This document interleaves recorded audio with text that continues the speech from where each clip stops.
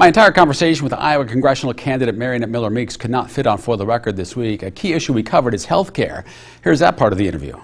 When we spoke before the primary, you told me then that you support working within the framework of the Affordable Care Act to make changes to that existing system. However, the law is headed to the Supreme Court after the U.S. Court of Appeals found the individual mandate unconstitutional. Republicans are leading the charge on this. Where do you stand on the case and the possible elimination of the Affordable Care Act? Well, one thing that people don't know is that there were two bills introduced into the House by Greg Walden, and there may have been a bill that was introduced by Senator Joni Ernst, but I'm not positive on that one. So, but there were bills introduced to protect individuals with pre-existing conditions.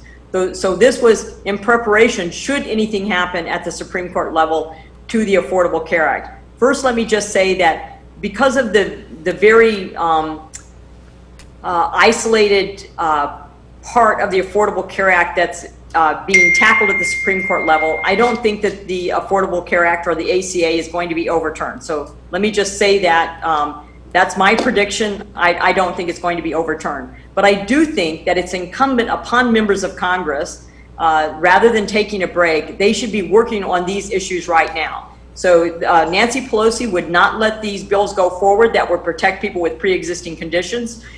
So they should be working on that right now. What do we do in this meantime? How do we keep the people on Medicaid that have been on Medicaid through the expansion of Medicaid? How do we support people with long-term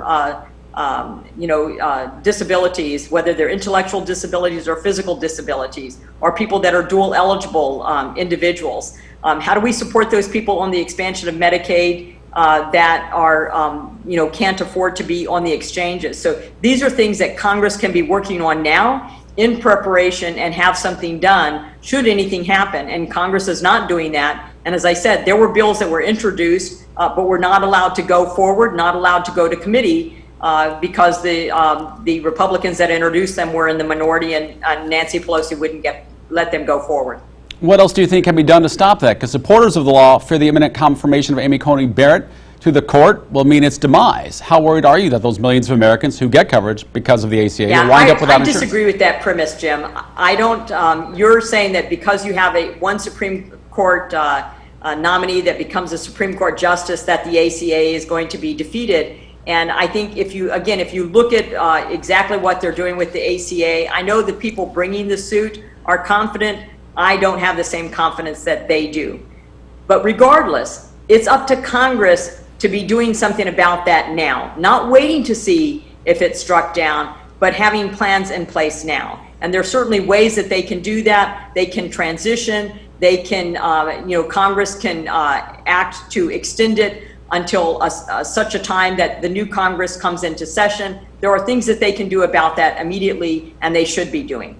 Senator Miller-Meeks, thanks for your time. We'll be watching what happens on Election Day.